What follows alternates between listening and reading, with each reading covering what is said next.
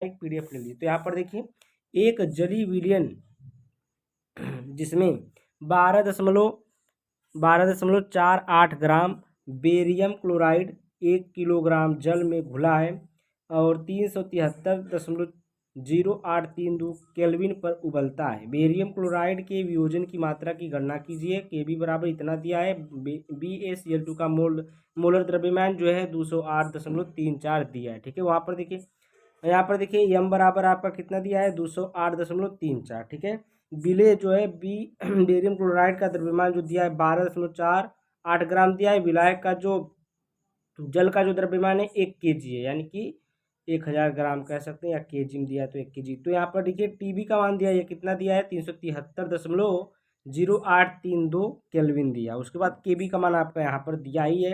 अब हमें निकालना क्या है, देखिए फार्मूला आपका होता है डेल्टा Tb बराबर I into KB into M। ठीक है, अब इसमें देखिए एक जली विलयन है जिसमें इतना ग्राम बेरियम क्लोराइड इतना जल में घुला है, और ये बेरियम क्लोराइड वियोजन की मात्रा गणना करें। वियोजन की मात्रा यानी कि आई का मान निकालना है। ठीक ना, वियोजन की मात्रा क्या मतलब आई का मान निकालना है। तो आई का मान निकालने के लिए हम फार्मूला का यूज करेंगे डेल्टा Tb बराबर आई इंटू KB इंटू यम। ठीक है, तो यहाँ पर देखिए डेल्टा ये Tb माइनस TB0। ठीक है, TB0 माइनस IKB इंटू में विलेय के मोलों की संख्या और विलायक का भार, यानी कि ये क्या है, ये भी एक फार्मूला ही है।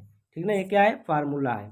तो यहाँ पर क्या हो जाएगा आपका, देखिए जब हम लोग आई का मान निकालेंगे तो हम लोगों को पहले ये सब चीज़ें पता होना चाहिए, है ना, ये सब चीज़ें पता होना चाहिए। तो यहाँ पर मुझे लग रहा है कहीं मिस्टेक है, यहाँ पर बराबर रहेगा, यहाँ पर क्या रहेगा, बराबर रहेगा। ठीक है, तो इससे यहाँ पर बराबर है, तो यहाँ पर बराबर हो गया।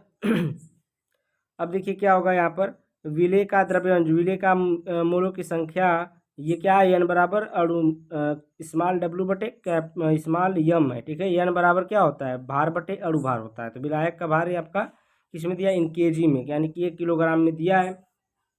तो इसको हम लोग ये क्या है, ये वाली चीज़ यहाँ पर रखेंगे, इसके जगह पर, ये पूरे के जगह पर क्या रखेंगे, ये रखेंगे। तो यहाँ पर रखें तो ये क्या हो जाएगा, विलेय का द्रव्यमान ऊपर वाला विलेय का द्रव्यमान हो गया, विलेय का अणुभार नीचे वाला विलेय का अणुभार हो गया, और इसमें ही मल्टीप्लाई कर देगा तो ये विलायक का क्या हो जाएगा, भार हो जाएगा इन kg में।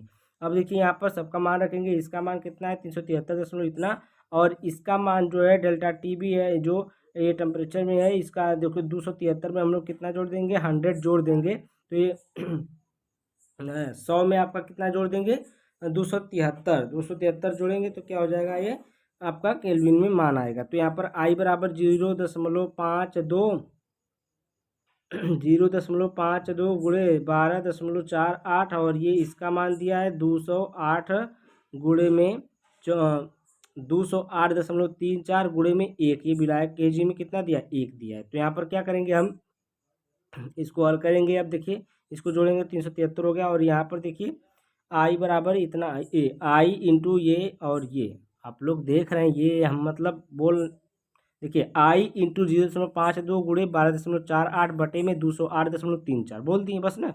अब देखिए यहाँ पर 0.0832 इसमें से घटाएंगे तो इतना बचेगा। ठीक ना, क्योंकि 373 ये क्या है, बड़ा है इससे, तो इसमें से घटाएंगे तो ये 373 से घट जाएगा पूरा खत्म, और ये पीछे वाला बच जाएगा। तो इतना 0.0832 बचेगा। आई बराबर आई इंटू 0.52 गुणे में 12.48 बटे में 208.34, अरे 48, ठीक है, नहीं 34। आई बराबर क्या आ जाएगा आपका, जब ये इधर जाएगा मल्टीप्लाई करेगा और ये वाला इधर आएगा तो आई बराबर आ जाएगा। ठीक ना, ये वाला कहाँ जाएगा, इधर मल्टीप्लाई करेगा, और ये जो यहाँ पर है ये नीचे आ जाएगा, तो आई बराबर ये आपका प्राप्त होगा। अब यहाँ पर देखिए गुणा भाग करेंगे, इसका मल्टीप्लाई गुणा भाग करेंगे तो आई बराबर आपका 2.671 आपको प्राप्त होगा आंसर। क्या प्राप्त होगा, आपका आंसर प्राप्त होगा। ठीक ना, तो यहाँ तक आप लोग कर लीजिए।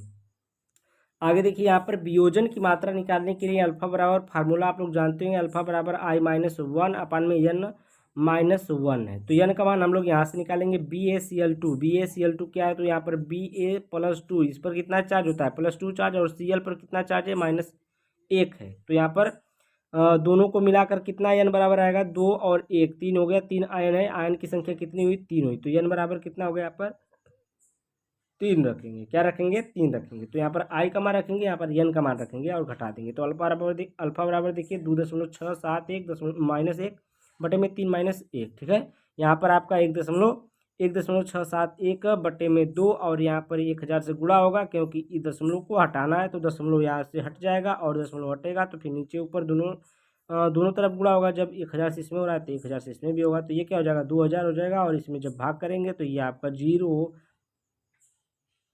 यहाँ पर देखिए दशमलव हटाए हैं तो यहाँ पर 1.671 था, तो यहाँ पर आपका ये आएगा, ठीक है। तो यहाँ पर 1671 आ गया। 1671 को इससे भाग करेंगे तो 0.835 आपका प्रतिशत जो वियोजन की मात्रा होगी कितना परसेंट होगी? 0.835% होगी, ठीक है।